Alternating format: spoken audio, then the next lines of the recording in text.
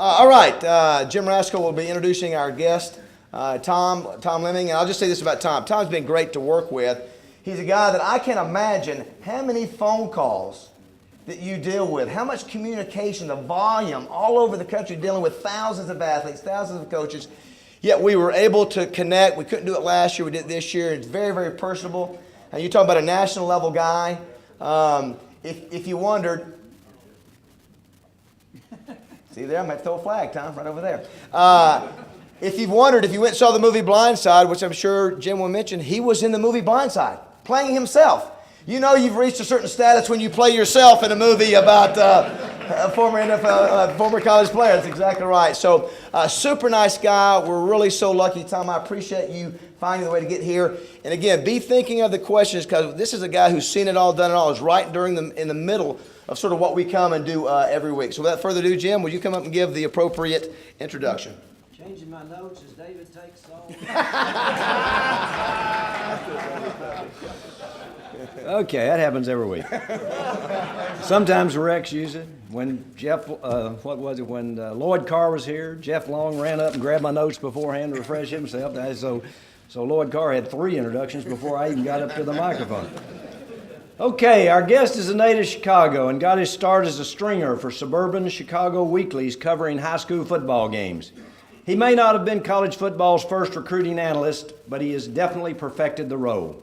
He began his career in 1978, and one of the first prospects he interviewed was a promising quarterback from Pittsburgh named Dan Marino. Our speaker filed his first report in 1979, and I've read that in his first year he had 1 subscriber to his newsletter. Since that start, he's become the most celebrated, the most controversial, and the most influential player in the business. He has served as a contributor to USA Today since that national newspaper began publishing in 1982. He was called the mailman as he delivered information about the best recruits to hundreds of college coaches and football fanatics by personally interviewing and scouting players from coast to coast. He is currently recognized as the country's leading expert on college football recruiting and high school talent. After serving decades as the leading preps analyst for ESPN, he joined CBS Sports Network in 2005 and serves as the host of Max Prep's Lemming Report, the only national weekly high school football recruiting show. His analysis can also be found on CBSSports.com and MaxPreps.com. He drives everywhere and logs approximately 55,000, David said 60, miles each year visiting the top recruits in the country. He is also the editor of Prep Football Report. This report is considered to be the Bible of the football recruiting industry. He annually selects the players that participate in the U.S. Army All-American Bowl. Michael Lewis, the author of The Blind Side, recognized our speaker as the only national football scout in America. And as David said, our guest played himself in the movie. He has co-written a book that was published in 2007 entitled Football's Second Season. And the second season is, of course, college football recruiting. In the book, he lists his choices of the Super 16 college football programs, and he lists the top 11 college football recruiters in each of 3 different categories: head coaches, assistant coaches, and recruiting coordinators. The book was released 5 years ago, so I know our guest constantly updates his list and will share them with us today. His opinions will be very interesting. And one last thing, has Johnny from El Paso showed up? Well, wow. Scratch the last couple. Well, I'll go ahead and give him, even though he's not here. He's rereading the book. Also, as if he were here. Also, I'm sure that Johnny from El Paso has reread this book since our meeting last Monday, and as soon as our speaker finishes his talk, Johnny will confirm to us and to our speaker that he has read the book, and I've got 2 questions. All right, let's give a Little Rock Touchdown Club welcome to the godfather of recruiting, Tom Lemming.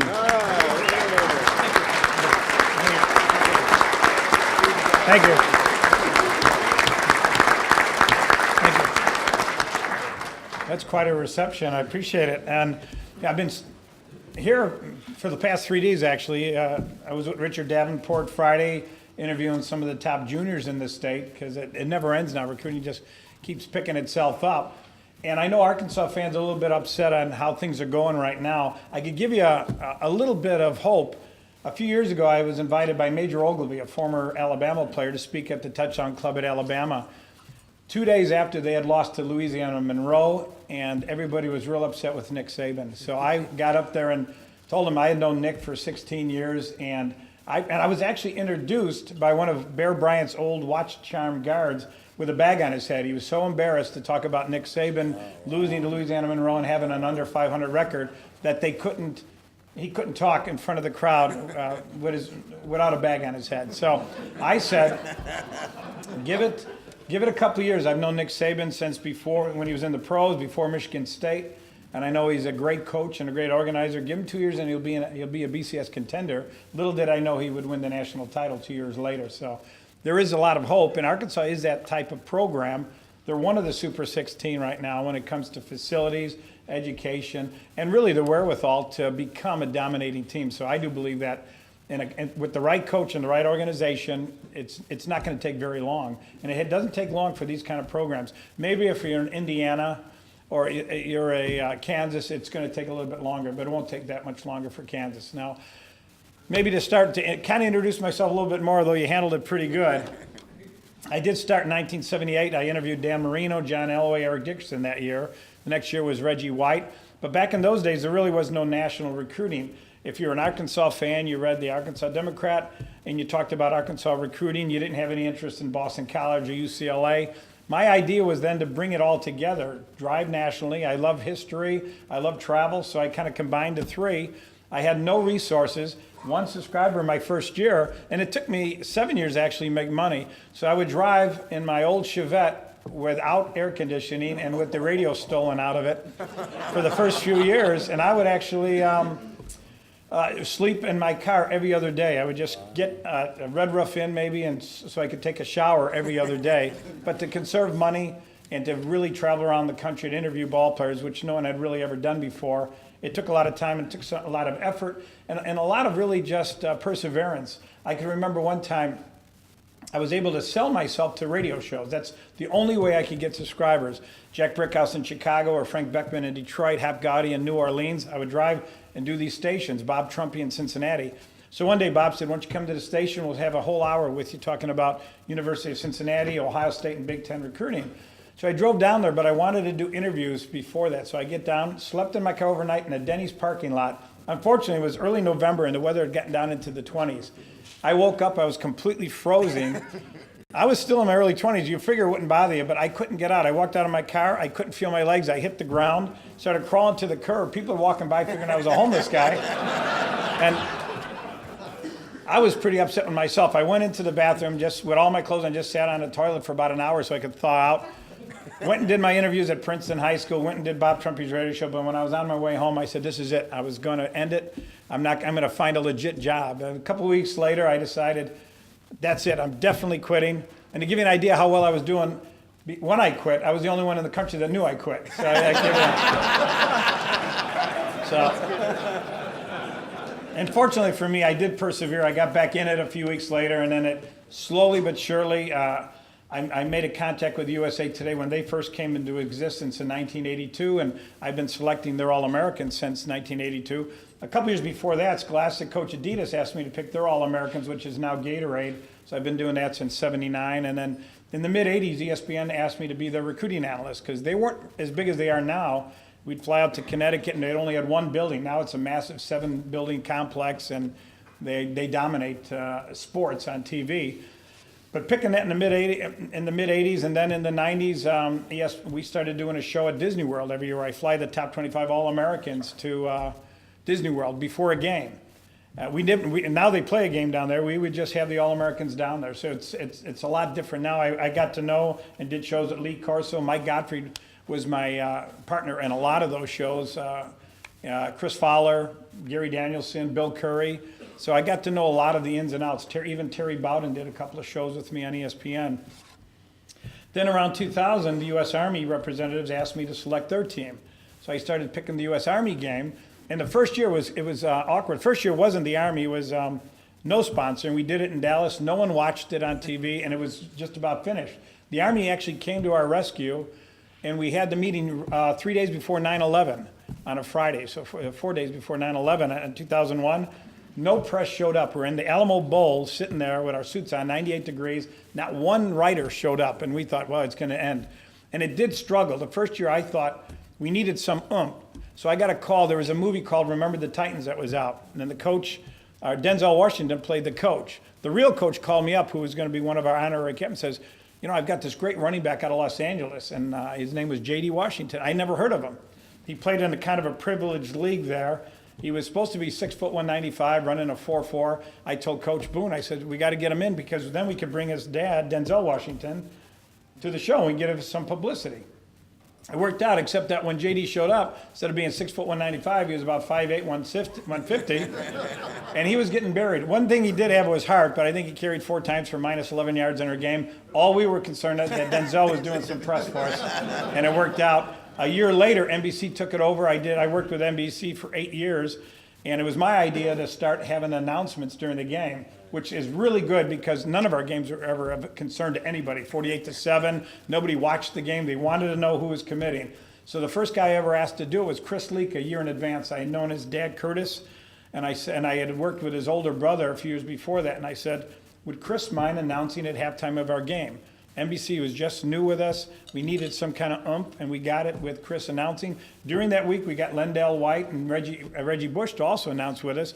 And since then, NBC, I have since moved on now to the Semper Fi game on NFL Network. This past year, we did it in Los Angeles. But the 8 years I did it with NBC, they could care less about the game, what the players were doing, and we had great players there. All they were worried about was the guys making their announcements and not making NBC look like fools by grabbing this hat or that hat before putting the right hat on their head. And that's how they got their ratings. If we didn't have announcements, there probably wouldn't be too many of these games on TV anymore. Now we got Under Armour. And you were talking about uniforms. The ball players have 3 selections now. Semper Fi, the Marine game on the NFL Network, or Army in San Antonio, or the Under Armour game in St. Petersburg, Florida. The ball players a lot of times pick the game how much equipment they're going to get, not by what kind of publicity they're going to anything else. Under Armour now gives the players several $1,000s of equipment. And we have Russell, which is a great company in Alabama, but doesn't have the oomph that Nike would have or Under Armour would. So we're struggling just getting players. Last year, the Army and Under Armour had their share, but I take a lot of pride in who I selected. Todd Gurley at Georgia was in our game. Sheldon Day at Notre Dame, DJ Foster, Russell Shell. We had a lot. Wes Lunt, the Oklahoma State starting quarterback. All these guys were in our game after we selected. So I'm doing the same thing this year with the Under Armour game. They had mentioned the movie Blind Side. I'm a guy who's just tremendously impressed with the movie industry. When Fred Smith actually called me up. He's the CEO of FedEx. I've known Fred for about 12 years now. His company had bought the rights to the book Blind Side, which I was one of the 8 main characters in the book. And Fred says, we have a dilemma. I want you to play yourself, but the director thinks that you can't act, which is absolutely true. I've never acted in my life. So if we have an actor play you, you're going to have a bigger part because I'm a much bigger player in the book. I said, no, I want to play myself. I figure I could do it and I could have a lot of fun doing it. I get there the first day, we're in looking at our costumes. There was one row from that wall to the other wall, and that was Sandra Bullock's. Of all her costumes she had to choose from, nicest person in the world. Sandra was she came in with 2 handicapped dogs, and my row was right next to her, this big, with 5 little shirts, because I usually wear just T-shirts and jeans when I'm out there interviewing. They wanted me to have a collar shirt, so I said, hey, this isn't bad. I'll pick this outfit on. The next day, the director, John Lee Hancock, who also wrote the script, says, we're going to have a limo pick you up, take you. We filmed the movie in April 2009 at the North Atlantic area, of their well-off area. And we met there Tim McGraw, who I just didn't know much about his music, but I did know who he was because I knew his father was a baseball pitcher, and I'm a big baseball fan. Ray McKinnon, who played the coach, Quentin, who played Michael Orr, and the director. So we're casually looking around like a just room, and Tim goes, hey, we might as well rehearse. And I had all these lines, 25 lines, and they just would say, Tim or Ray, is that right? 50 million, can you do this? I said, boy, this is easy. I go back that night thinking, I'm going to really nail this. I have a big 5-minute scene to do. I get there the next day, and I'm walking around, set 150 people there, people hanging over my head with lights, screens, a girl stopping traffic on the busiest street in the Buckhead section of Atlanta, Peachtree Drive, and I start hyperventilating. And it's absolutely true. A good friend of mine is Jesus. The man who played Jesus, Jim Caviezel, is a good buddy of mine. He played Jesus in The Passion of the Christ. And he stays at my house in Chicago, and he's been a star of Count of Monte Cristo, Bobby Jones, Angel Eyes. He's a big star. Has a show now called Person of Interest on CBS on Thursdays. I called him up. He says, you got to take the beginning, the middle, the end. You got to work. I said, I'm just trying to survive. I'm not an actor. I'm not the star of the movie. I said, just give me something. He goes, okay, well, start breathing deep if you start worrying about yourself. Anyway, they line me up at the stairs. I've got to walk up 16 steps while I'm talking to Tim and Ray behind me. Stop, pivot. And rehearsal was great because they had sandbags where I had to hit my feet. It's all taken away. I stop, talk to them, then move up another 16 stairs, talk to them. Tim opens the door. I walk in. I see Quentin stand up. It's supposed to be Michael Orr, and I go, wow. I go in, talk to him, come back out, talk to them. This is all supposed to be done at once. I'm starting to think to myself, I'm never going to get this done. I've never acted before in my life. I've got to hit every spot within a couple of inches while I'm talking, walking, pivoting, keep moving along. It was going to be the longest day of my life, and I was scared to death. So finally, right before they go action, I hear a girl saying, stopping traffic. Of all these cars waiting, everybody's relying on me. I start, when the director yells action, I start walking up the stairs. I get to the top flight. I turn and pivot, and I completely forget what I'm going to say. The director had just warned me ahead of time, no matter what, don't stop. Well, could you always use something? And I stared what seemed to be an eternity. It was maybe 10 seconds. I'm staring at Tim McGraw and Ray McKinnon. I had nothing to say. And I have a good memory. That's the only thing I have got going for me is to memorize things. I completely forget this. And I start throwing up my arms. Hey, I'm sorry, I forgot it. Everything stopped, but the director didn't say cut yet. I'm staring around looking at everybody who's staring at me, and finally he cut. He runs up to me, consoles me. Sandra Bullock comes up saying, like I'm a little baby, oh, don't worry about it, it all happens to everybody, and I felt like the lowest guy around. Fortunately, finally the director said something to me that saved me that day. He goes, Tom, what you probably don't know is that we cut up all these scenes into just little tiny scenes. I just wanted you to run through everything so we could take little bits of it. And with that, a ton of weight fell off my shoulders, and I felt like Ralph Cramden in The Honeymooners. I'd run downstairs and give me some more lines then. Finally, I didn't realize it. When I get up to talk to Tim, I should just deliver that line, which we did later. I move out of the way. A camera comes in my place. They only use one camera. On TV, we use 4 cameras when I'm just sitting there. One for me, one for my co-host, and a 2-shot, and then I trim that moves above our heads. In a movie business, it's one camera. It just goes out, shoots this way. I move out of the way. I throw the lines while Tim and Ray respond to me because there's no one in front of them. Something I never realized, I should have realized in movies, no one's actually talking to themselves in reality. There's always a camera in front of them while they're supposed to be talking to someone else. So after that, I just felt really good. And unfortunately, I get a call a month before the movie, and the director goes, I got good news and bad news. The good news, we're keeping your office scene in, but the bad news is we're taking Tim McGraw's office scene out, which was my 5 minutes of 25 more lines. Not being an actor didn't keep me from getting mad at the director and saying, you got to be kidding me, John. This was my big break and my big role. And they kept it out. He says, you've been in the business 30 years. Just 1 minute, if this movie breaks like we think it's going to break, 1 minute being in the movie is going to give you more publicity than all your years on TV, and he was absolutely right. The movie wound up making over $700 million profit for Fred Smith's company, Elcom Productions, and his 27-year-old executive director daughter that he put in place. It only cost him $25 million to make. It was the largest grossing sports film of all time, the largest grossing film led with a women lead of all time, too. So he was absolutely right. It made a lot of sense and gave me a lot of recognition. But I know you're all here maybe to talk a little bit about Arkansas and what maybe could be happening over the next couple of years. I mentioned Nick Saban a little bit a while ago. I've spent this whole month being on the road. First week with James Franklin at Vanderbilt, and then the second week with Nick Saban taping for my show, and the third week Dan Mullen at Mississippi State.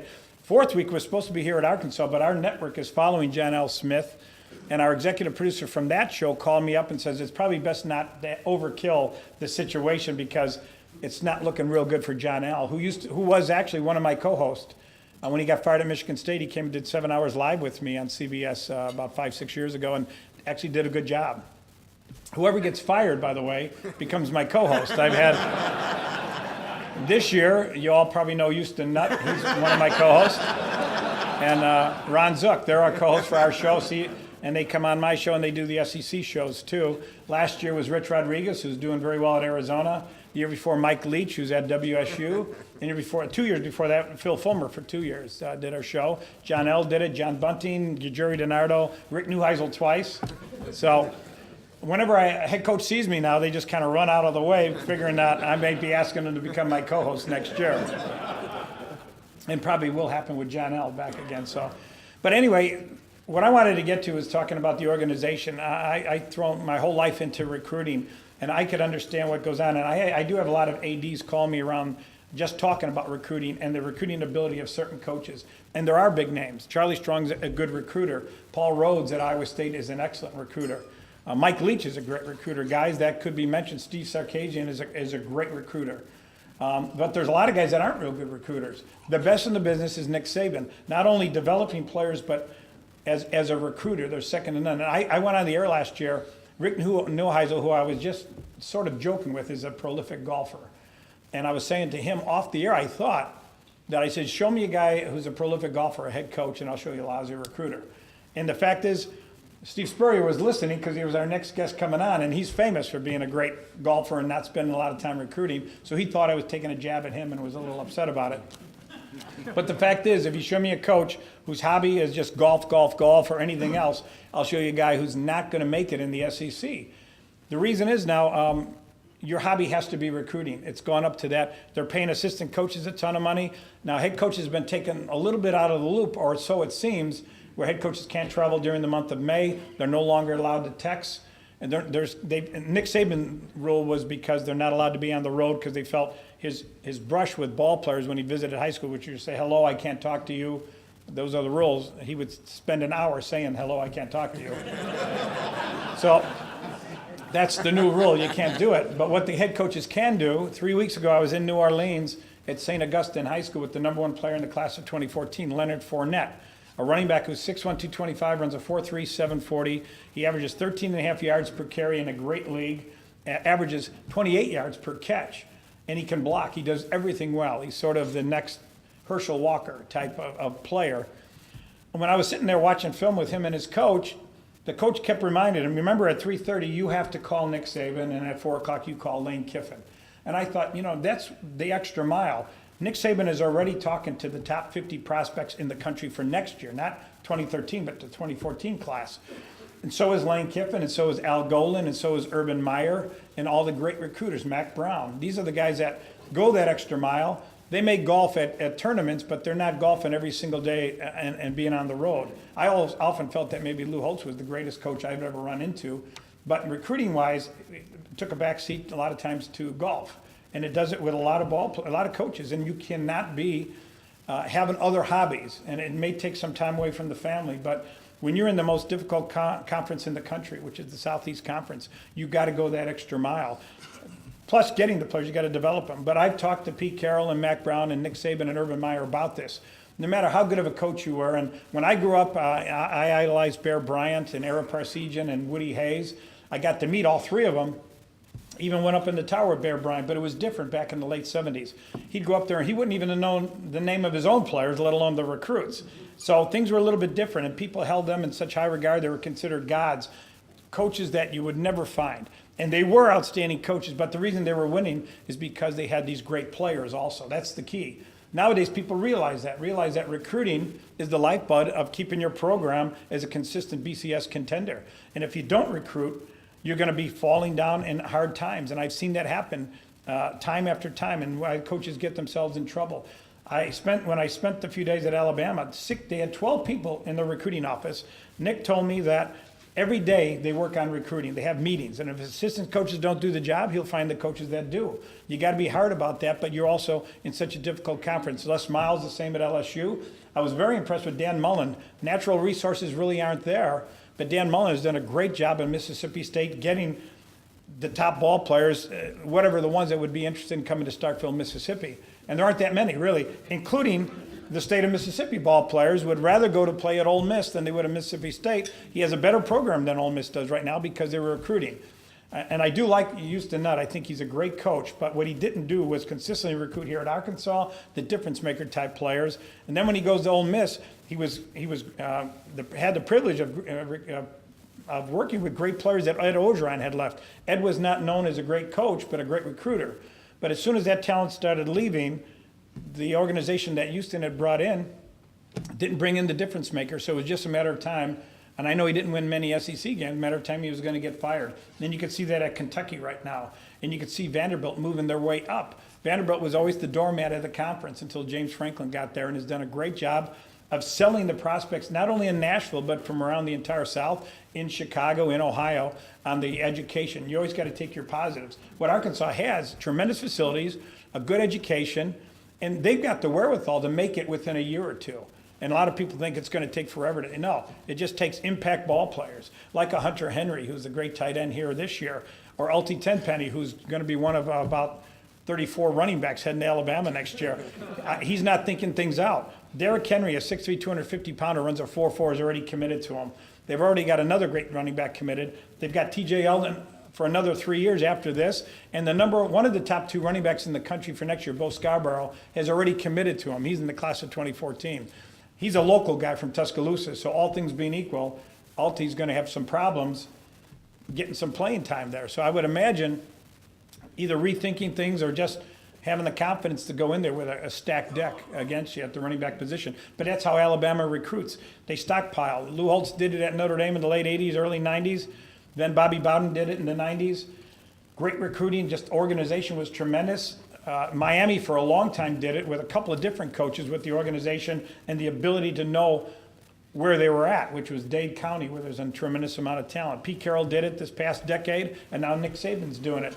It's not really brain surgery to me. It's just being smart and knowing how to recruit, bringing in assistant coaches. If I'm at Arkansas, I'm a new head coach, I'm going to get an assistant coach that has tremendous ties to the Dallas-Fort Worth area. That area is absolutely loaded with talent.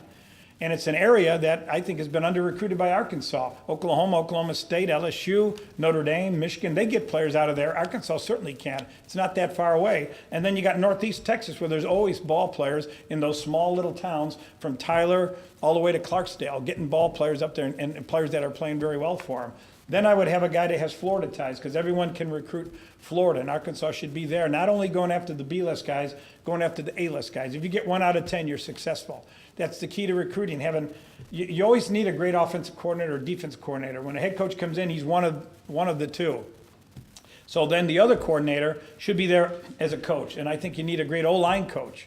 After that, you need 7 great recruiters, and that's what Alabama does. That's what Urban did at Florida and what he's done at Ohio State.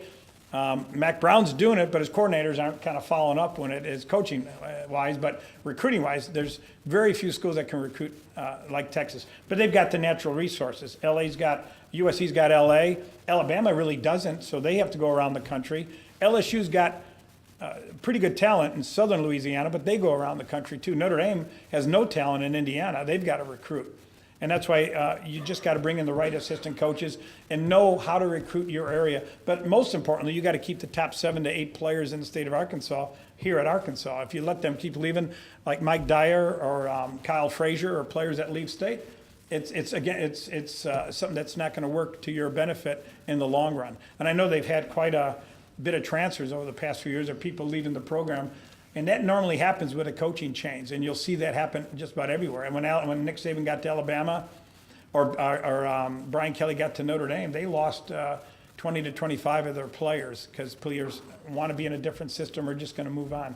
So that's a natural attrition, but it's something you got to work towards preventing, leaving some of your top players going. So, to sum up the Southeast Conference, I've never seen a conference that talented and that good in the 34 years I've been doing this. Arkansas happens to be part of it, but they're also one of the schools that can actually get to the top if they do their job right in recruiting. I think Jeff Long's got quite a task. It's going to be his biggest decision.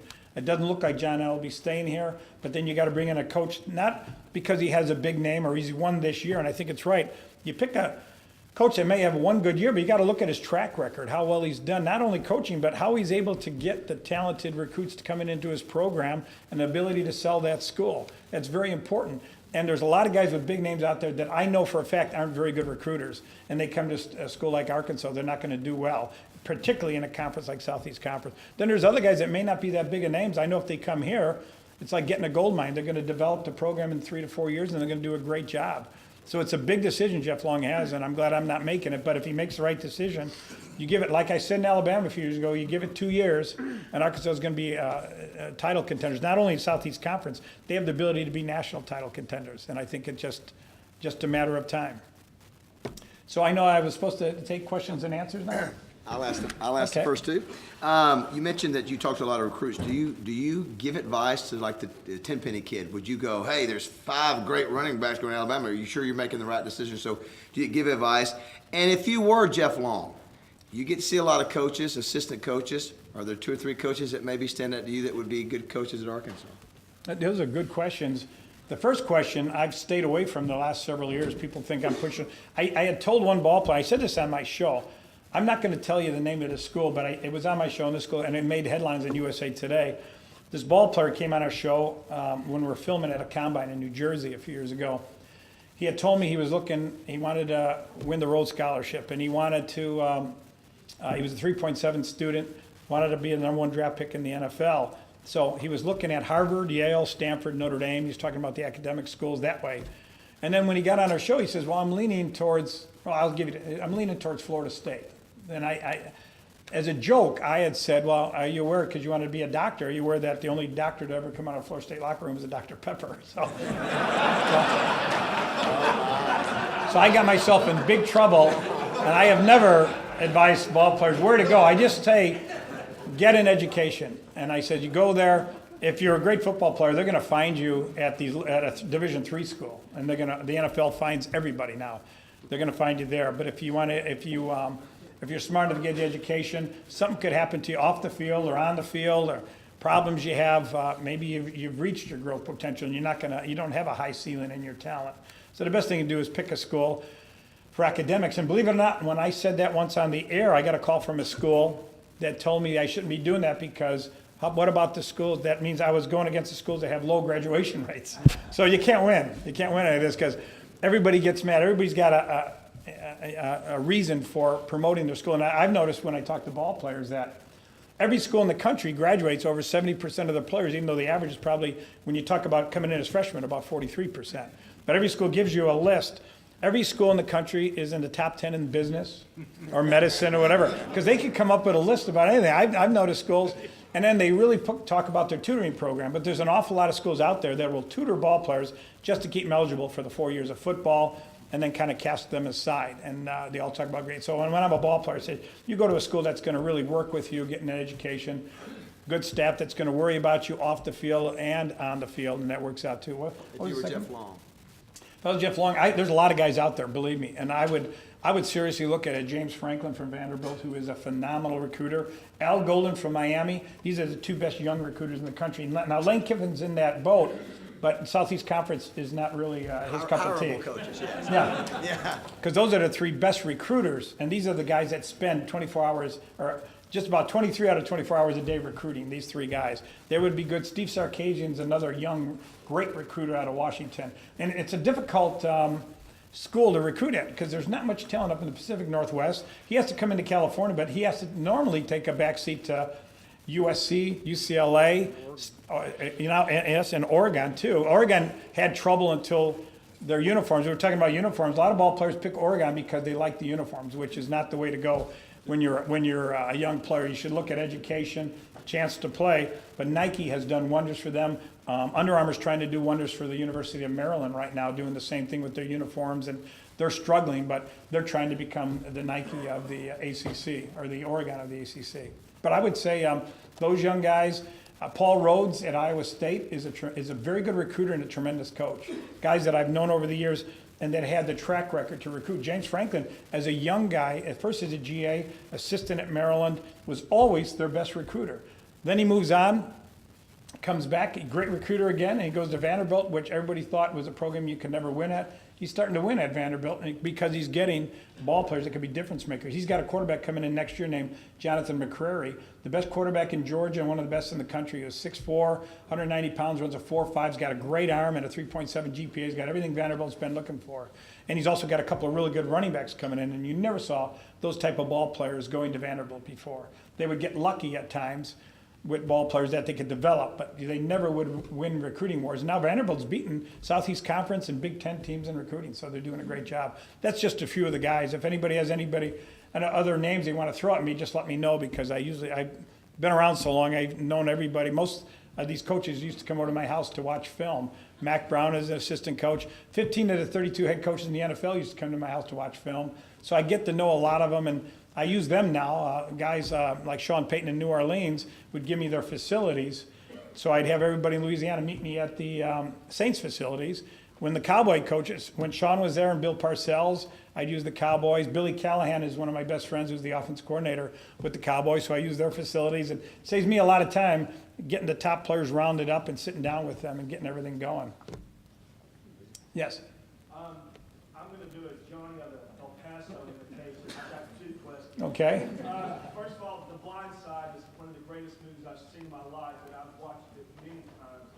Even in true movies, they do, for entertainment value, add some things that didn't necessarily happen. In real life, is Michael Orr as kind and sensitive and tender as is portrayed in the movie? Because he seems so incredible. And then they had that one scene in the housing projects where he's been there with the gang members with guns, and he beat up like three. That's not true. If you read the book, that never I happened. didn't read the book. Yeah, okay. So that, but the other part of the question is, I am a big Nut fan. I went to high school with him, and I know 3 of the 4 Nut brothers, and their dad was my baseball coach in Babe baseball. At the end of the movie, they show a lot of pictures with the real Michael Orr in Houston. I think it'd be a great speaker if the Little Rock Touchdown Club to get the real Michael Orr to come here. And of course, all the NFL teams do have a bye week. Is there any way that you can use influence to get him to speak here? Well, I probably have more influence on Quentin, who played Michael Orr. But I could. Let me tell you about this. I didn't know the whole story until the book came out, until Michael Lewis came to interview me called me 25 times, then he met me in Memphis, and we had a 4-hour session talking about what he wanted to know about the book. When I first met Michael Orr, in the movie they have the little boy sending me the tape. In reality, it was Hugh Freeze, who's now the head coach at Ole Miss, who sent me the tape, who was Michael Orr's high school coach. Hugh sent it to me. Hugh was trying to use it to get himself a college job, knowing that he had something special here. So I get the tape. Michael Orr hadn't started yet. And so Hugh says he's 6'5", 350, and he runs a 4.8, and he sent me a tape on him going through drills. And I called you, said, if this guy is really 6'5", 350, and he's running like that, I'm going to name him the #1 tackle in the country without ever starting yet, which would have put me on the limb. But I'd never seen anybody that big move that well. So I get down to Memphis. I also had 10 other players meet me at the University of Memphis where they met me. Those guys came. Michael Orr was an hour late. He didn't come with the Toohey family. He came with the Kicker's family, who also is a very wealthy family. The Kicker brings him in. I sit there with Michael, and I talked to him for an hour, and he was monosyllabic at best. Most of the time, he would just shrug his shoulders, wouldn't talk to me at all. I had my questionnaire and the Army questionnaire having to write, and he wouldn't write things down except chicken scratched Michael Orr. So finally, I got frustrated. I said, you know what I'm going to do, Michael? I'm going to name you the #1 tackle in the country, because this is March of 2004, and ESPN used to have a car with my head on it, and wherever town I would go to, they would have me talk about that player on their internet site. I said, I'm going to name you tonight as the #1 tackle in the country, but I'm not going to invite you to the Army game because I don't like your attitude. And I left, and he just shrugged again his shoulders, so he left. 6 months later, Hugh Freeze calls me. He says, Michael's sitting here crying because you didn't name him. You named the 10 guys under him, part of the Army game, but not him. I said, you got to be kidding me. Michael just didn't respond to anything. I took it, because I dealt with players now for 34 years, as surly. He's a ball player that just felt that he was above everything. I've run into players like that. I didn't understand the story and what was going on. I felt his sense of entitlement was through the roof. You then told me that he couldn't read or write. And that's the reason why he didn't fill out my stuff. He felt he can't talk to adults, and that's why his head was down and wasn't responding to me. Then I started feeling bad. I still didn't know the whole story, but I said, if you could teach him how to play center in 1 month, I'll put him in the Army game. So you kept calling me every week, and finally by the 4th week he says, I think he could play center well. We put him in the Army game. He played center, and he played it to perfection. And I saw him that whole week in San Antonio. He'd be coming down the escalator. We're at the big Marriott there, and I'd be going up. Hey, Big Mike, how you doing? Everything. He would just put his head down still, wouldn't talk to me. I'd see him in the elevator. His head was down again, wouldn't talk. So to this day, I've yet to talk to Michael Orr. But I got to be honest with you, after I learned this story, I heard the rest of the story from the Toohey family, who I met through Fred Smith of FedEx. When Fred had me come to his booth, Fred has a box up at the Ole Miss Georgia game that year, the day the book came out. I was there with all the people, and we were talking about it. Until I read the book, I didn't know the whole story either. Michael Lewis kept kind of quiet. I didn't know that he didn't even go to school until he was 10 years old. He lived homeless with other older members of his family in abandoned buildings and everything else, a horrible life. So you gotta honor him and celebrate Michael Orr, what he's gone through and what he's accomplished. And if I have any say, I do know the Ravens coaches. Maybe I'll put a little plug and get Michael Orr here, because I understand that he has a book out and he's much more talkative now than he was back in the old days. Yeah. Oh yes. Yeah. In your entire career, who is the biggest bust as far as he was a 5-star for you and didn't pan out at all? Who is the biggest surprise as no stars or maybe just 1 star who became a superstar in college? And on signing day, what is your most surprising switch that caught you off guard where you had someone going to college and they grabbed the other hat on signing day? Bust, surprise, and switch.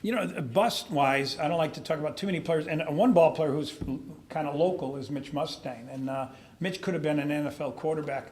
I had taken a picture. I had all these guys come to our combine in San Antonio one year, and I took a picture in front of the Alamo with Matt Stafford, Josh Freeman, Tim Tebow, and Mitch Mustang. Mustang was the #1 rated guy. I selected the USA Today All-American team. I selected him Player of the Year, and I gave Tim Tebow the Washington, D.C. Touchdown Club Player of the Year. I like to split them up a little bit. And Mitch actually was a nice kid. Gus had shown me around when I went up there to interview him and watch film on him, and Gus thought he was the best quarterback he had ever seen, and I concurred that year. I thought he was a better passer, which he always had been, than Tim Tebow, more polished than Josh Freeman, and was in a category with Matt Stafford, who was from Dallas and wound up going to Georgia. So I gave him all that publicity when we did a barbecue in the Alamo Dome for the Army game when Mitch finished his senior year here and was playing with us. He came up to me at the barbecue and says, I want to get out of my commitment to Arkansas. I want to go to Notre Dame. I said, you're aware that they already have 2 commitments. I said, well, you better call them. But I doubt if they would take you with Demetrius Jones, and they had 2 quarterbacks committed. He called Charlie Weiss, and then Mitch told me that day, he called back and said, well, Charlie said, I'll ask the 2 quarterbacks if it's okay to bring you in. And one said yes, one said no, so then Mitch came back to Arkansas, where he started as a freshman. That's all you could ever ask for. For some reason, and I get the family got involved because I understood what was going on. He wanted to transfer, and that happens with quarterbacks, but transferring to USC was the biggest mistake of his life. They already had 4 NFL quarterbacks on the roster. Guys that had not transferred in came in with their own players and their own group and their own buddies. So he was really a lost cause before he ever got out there.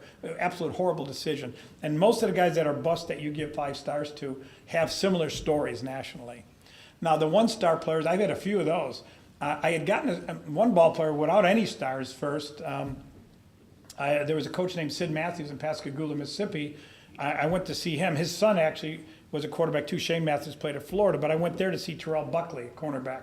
He says, if you're on your way to New Orleans, you might as well stop at this little town about an hour and a half up and see this quarterback who could throw the football 90 yards, but he has no offers. His dad's his own coach and has got him in a wishbone offense. So I get up there and it was Brett Favre throwing the ball 90 yards. I didn't put him as an All-American, but I did rank him finally because of Sid Matthews, and the rest is history. His own father almost completely screwed up his whole career. Southern Miss was the only school that offered him gave him an offer. Drew Brees was one also, coming out of Austin, Texas. Now, Mac Brown says it wasn't him, it was his quarterback coach that decided not to take Drew, who grew up in Austin. So Purdue was the only school that offered Drew Brees a scholarship. You're looking at all these great players. I did get a tip on a ball player from Virginia. I went to see a guy named Ronald Curry, who I was putting down as the National Player of the Year in North Carolina preseason out of the Tidewater area of Virginia. So when I get down there and I'm talking to his coach, Mike Smith, I bring a couple of other players. I got a tip from Syracuse to bring Michael Vick along, who I never heard of before. So Mike comes up, and Mike Smith, the coach, high school coach, going, Ronald Curry's much better than this guy. Vic can run, but he can't throw. And Curry winds up playing basketball and football in North Carolina, turned out to be an average player at both. Michael Vick's gone on to a great career. When I was the only one that ranked him in the top 100 again because of tips. And I use everything collectively. The best guy in Arkansas is Richard Davenport to talk to. Richard knows everything about every player here. And I'm not, my ego's not big enough not to ignore people like Richard Davenport in areas. And I've been at it long enough where no matter what state I go into, I look for the Richard Davenports of those states. There aren't many of them. But the guys that know and have their finger on the pulse of recruiting, I like to see everybody in person and on film, but you also talk to people like Richard because they know what they're doing. I've got a guy like that in the Pacific Northwest and just about every part of the country. And you can't do well without a collective opinion and talking to people like Richard, and that does very well. And Surprise switch, the surprise switch. Grab the other hat. you know, there's been a lot of them on our TV shows that have been doing that. If you watch our Army game, we had one guy. This is funny because Bo Schembechler had told me this story right before he passed away. If you watched our show just a few years ago, there was a DB out of New Orleans who committed to Michigan, and their assistant coach, Fred Jackson. Commits on the air. Jai Eugene played at LSU. He commits 3 days later. Les Miles badmouths his own program at Michigan to get the kid to come to LSU. So Lloyd Carr, who's the head coach, tells me that he tells Bo the story. Les Miles' surrogate father was Bo Schembechler. He was a player at Michigan. Bo kind of treated him like his whipping dog, but he loved Bo. Bo calls up and tells him how ashamed he is of him. He doesn't want to talk to him anymore. He's embarrassed the University of Michigan by badmouthing the school to get this kid back and everything else. And he does switch back to LSU, which really shocked me. And 6 months later, Bo passed away, and I don't think him and Les ever made up again. So, wow. But there's a ton of those guys. Yes. Last question.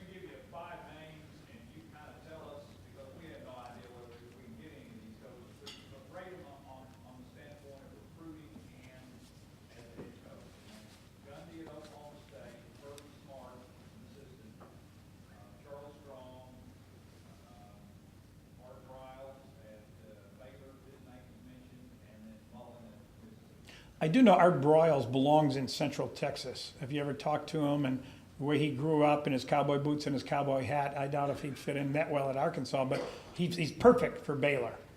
Kirby Smart, David was talking about him, and I watch Kirby. He's probably the best defensive coach in the country. Recruiting-wise, though, he's not really known as a great recruiter, so he'd have to be one of the guys. But he has learned under the best with Nick Saban, really.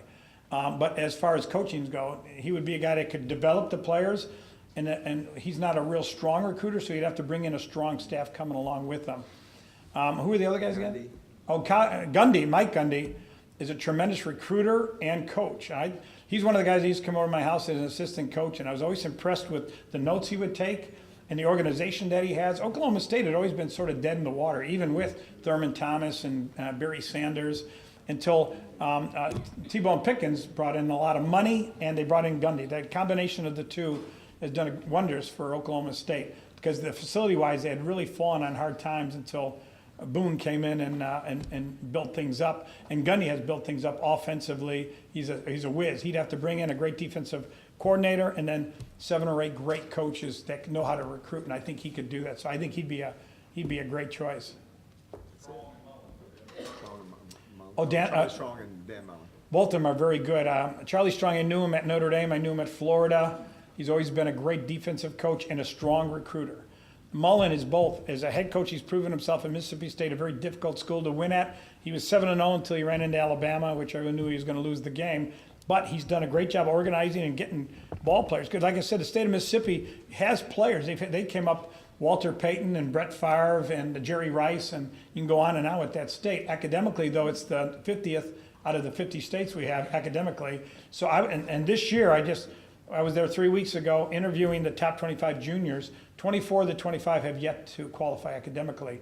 So I would say a year from now, maybe 20 of them still will have problems. So it's a difficult state to recruit. They can get the ball players, set them up at prep. They have a lot of junior colleges in Mississippi that are good, and they send them up different places. But you got to have the organization to do that. You got to either get them to prep schools out in Virginia and set them up and bring them back, and Mullen's done a great job. Mullen would be a no-brainer also.